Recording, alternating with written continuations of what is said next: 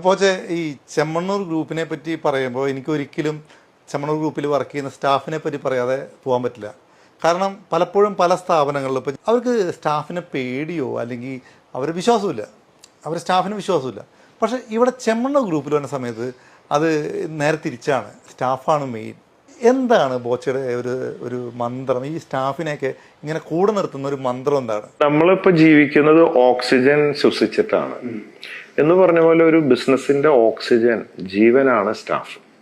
Staff ഇല്ലാണ്ട് നമ്മളൊരു വ്യക്തി എന്തോരം കഴിവുണ്ടെങ്കിലും നമുക്ക് ഒന്നും ചെയ്യാൻ സാധിക്കില്ല. അപ്പോൾ വിശ്വസ്തരായ സ്റ്റാഫ് ഉണ്ടാവുക എന്നതാണ്. പിന്നെ അവരെ നമ്മൾ പഠിപ്പിക്കണം.